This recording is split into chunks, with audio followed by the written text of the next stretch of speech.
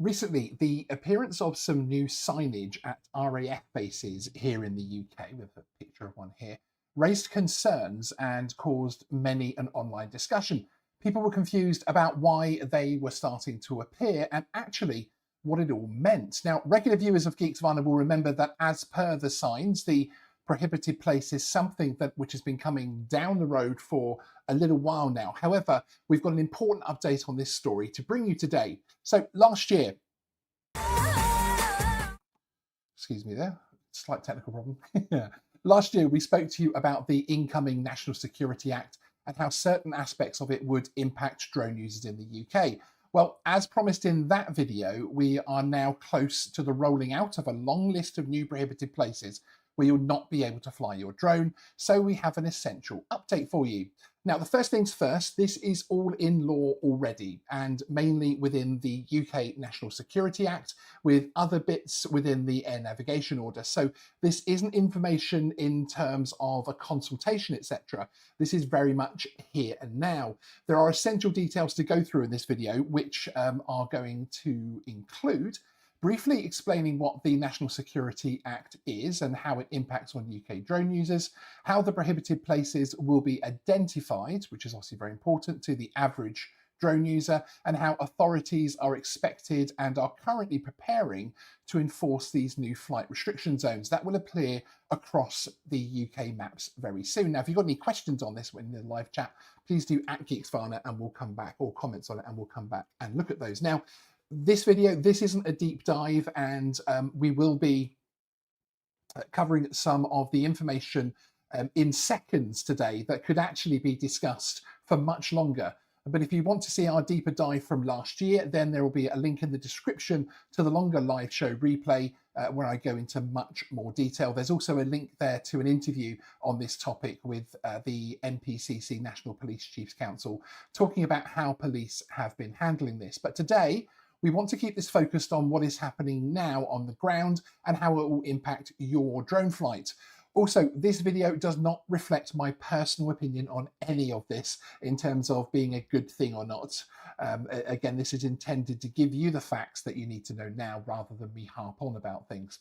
However, I'm pretty sure that this topic will come up in our live show soon, so subscribe to hear about those and to get notifications of as and when those shows happen. And perhaps some more of my personal feelings on this topic might be displayed in those shows. So the UK has for the first time been developing and implementing legislation called the National Security Act. As you might expect, this in-depth legislation is primarily focused on securing the UK national interests against outside nefarious activities. How does this actually directly impact you and your drone? Well, that's fairly simple. As part of the legislation, it allows for government and military facilities, as well as approved locations, pretty much any location, to be designated as a prohibited place. This creates a legal bubble around that facility or building, allowing authorities to use fairly aggressive tactics to keep people away. Under the Act, you can be prosecuted under either Section 4 or 5 offences. One is far more serious than the other, especially the difference, the difference between them is if your actions were deemed to be knowingly against the interests of the UK.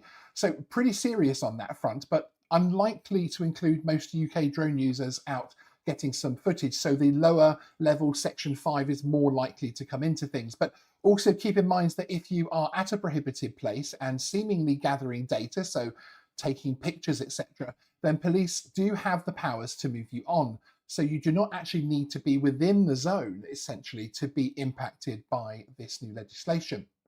The way these prohibited places are given their designation is actually pretty simple. The public body, military, government department, or even private industry put forward their application to a Secretary of State, so not necessarily a particular one here, who then signs it off and adds it to the location to the list of prohibited places.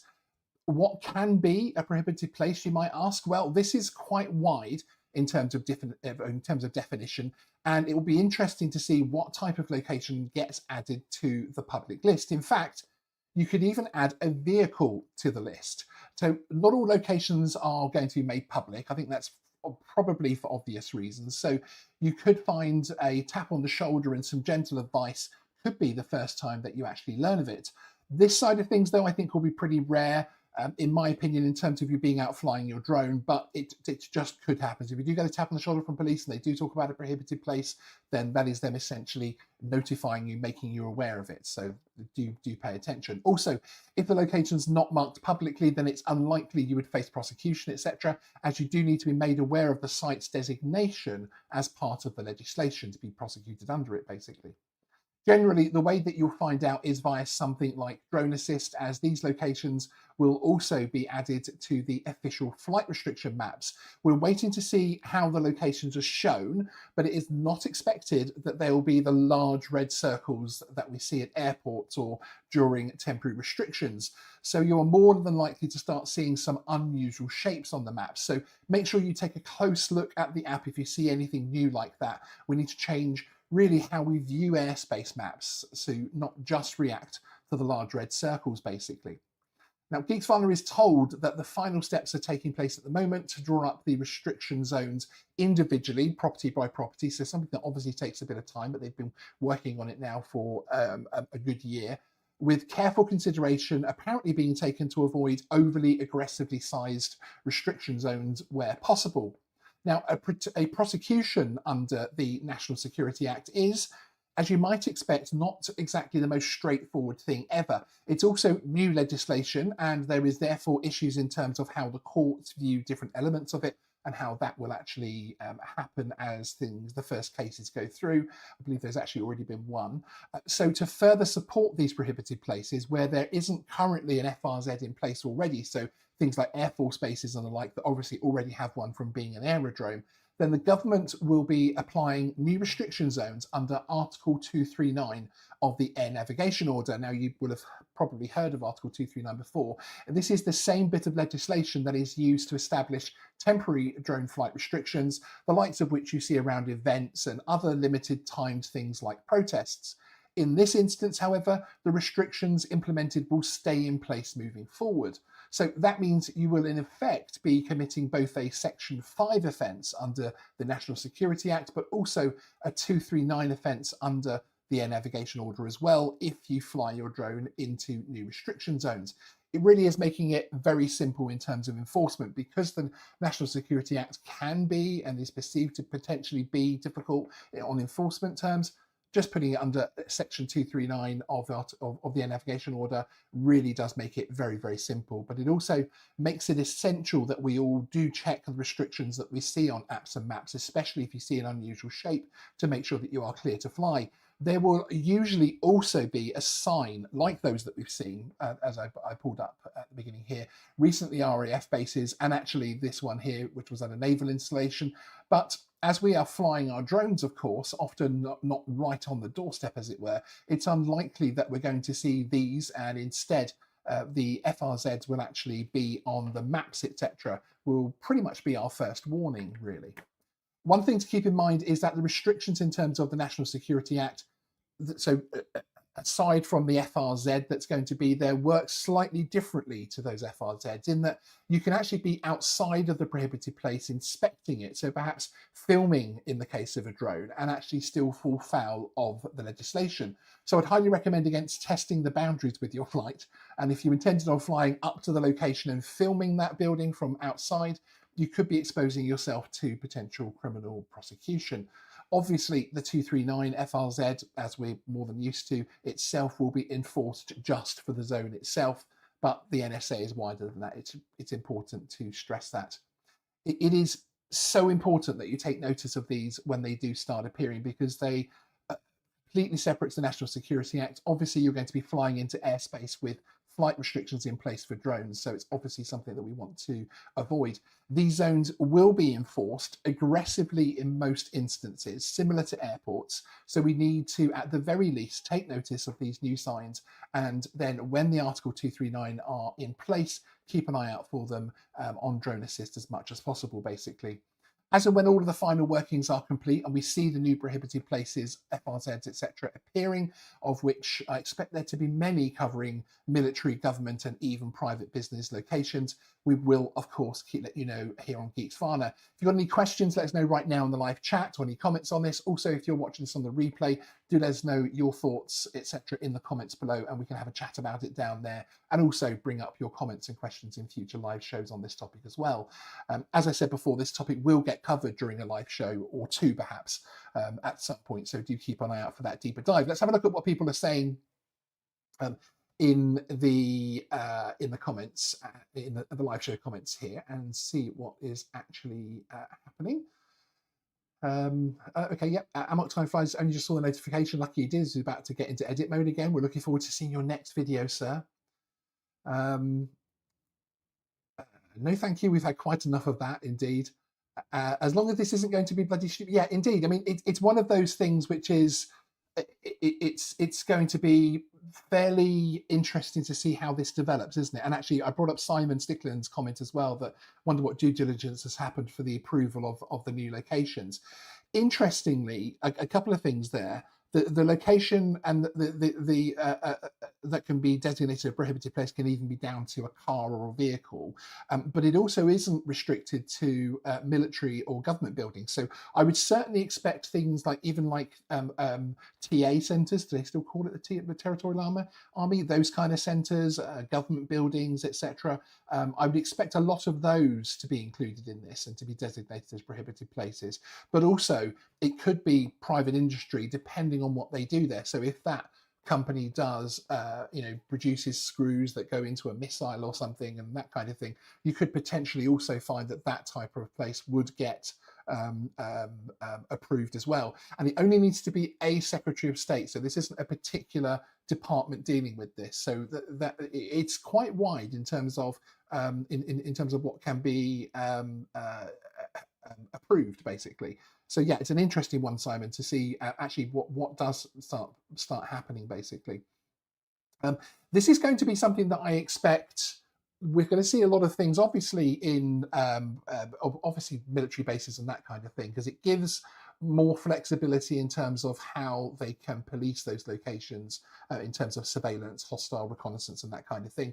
But I would also expect that I've got a large town stroke city, Guildford, quite close to me here, and I would expect to see a few dots appear there as well. So it's going to be something that we are all going to have to be really aware of, because it is going to be something that I think would be, a problem moving forward if we're not careful. Amok Time Fly says, so will the wider NSA area be on apps like Drone Assist, or do we guess?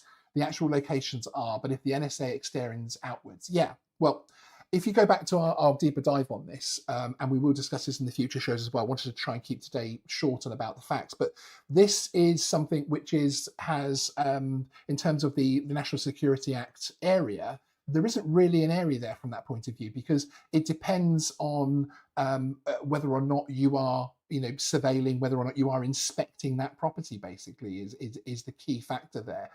So in terms of setting a wider scope, there really isn't one.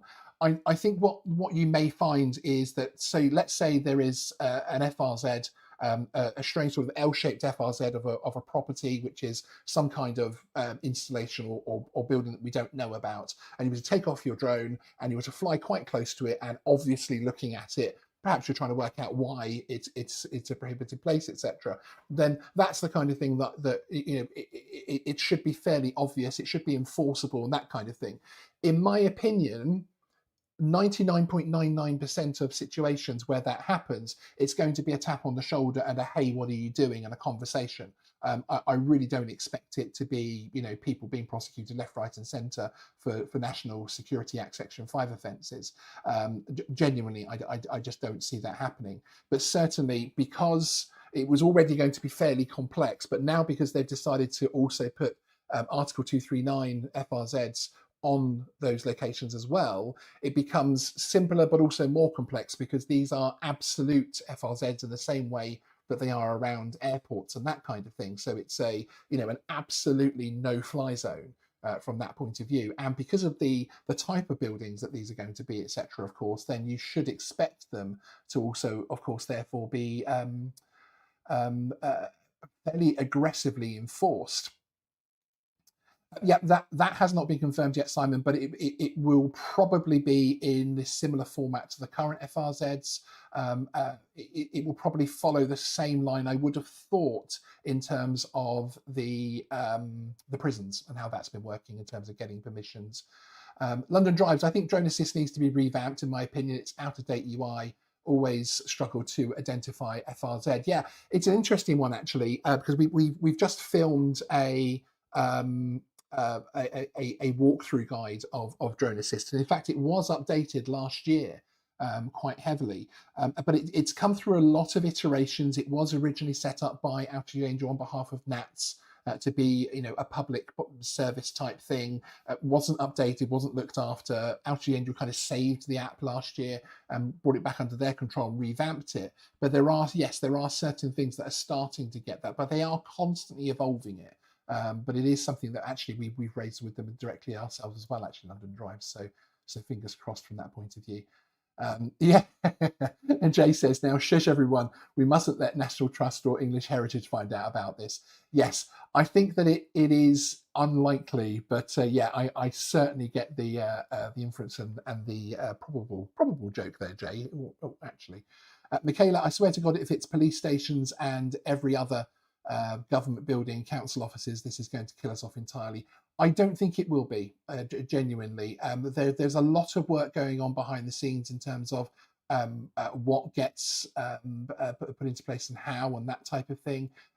So I think that this, in my opinion, is legislation very much at this serious end of things. This is not designed to get the hobby out of the sky, to stop people's freedoms, to stop people flying drones. This legislation is in place to stop very, very serious potential things happening, and to give a very quick way, an easy way for authorities to question people and really find out whether or not they are doing anything wrong. You have to think of these things as a mesh, as a mesh of things that as this person as a person passes through this mesh, they start triggering things, and the more things they trigger, the more likely they are to be identified to people like security services, police, etc., and to be investigated and approached. So, for instance, once remote ID is fully in, if someone's flying without remote ID, they're flying very close to a prohibited place, and they're perhaps flying, out of reasonable line of sight of the controller or something, etc. All these things start to ping and start to basically mean that person is more likely to have a tap on the shoulder or an approach. So this isn't something which has been designed to take the hobby out of the sky. There are easier ways for that to happen, and I think that as long as it's developed, the way that approvals happen is developed sensibly, then actually this doesn't necessarily have to be the worst thing possible, basically. But there we go. So that's good to hear, Rich, that your first time getting FRZ was painless. Really good to hear. Simon Stickland, if I apply for one around me when flying, does it mean I can turn my remote ID off? Yeah, no, I doubt that. That would be fun.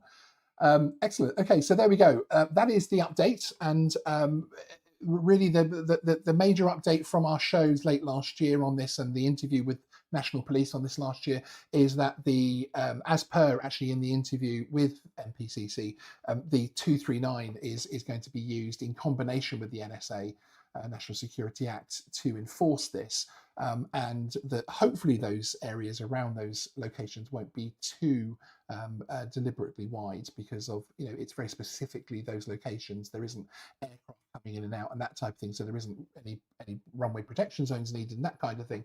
So I'm hopeful, with everything that I've learned about this from the various departments I've spoken to about this, I'm hopeful that this is actually going to be fairly sensibly handled, because it isn't, as I say, designed to punish the hobby or to try and take drones out of the sky, be they hobby or commercial. This is something designed for a very specific, serious issue, rather than it really isn't about auditors or hobby flyers flying too far from their locations or anything else like that. There's much simpler ways to deal with all of that kind of issue, should they wish to do so. Excellent. Well, that's it. Thank you very much, everybody, for coming along. Really good crowd in this evening. I know we haven't been around very much recently, but the level of content is increasing. We've got some very exciting content coming down the line for you all. If you're interested in becoming a member of the channel, you can do so from 99 pence per month to support the channel. You get access to lots and lots of awesome content, behind the scenes content, but also video member meetups, etc., that type of thing. Thank you very much to everybody that has tagged themselves as a member. Thank you to Simon Stickland for the gifted membership that has gone to Castro. So Castro, you get to go and have a look at all the member content as well. Trevor Fuss for 39 months and still going. Thank you, Trevor, down in sunny Australia. Hope it's sunny down there for you. And Michaela there for 11 months as well. And El Smeghead, 61 months, and he just said join. Thank you, sir. 61 months at Raw Plus. I'm not sure actually if I've been a member of your channel for longer than ours actually, than you've been for mine actually, Andy Elsmeged. We'll have to see.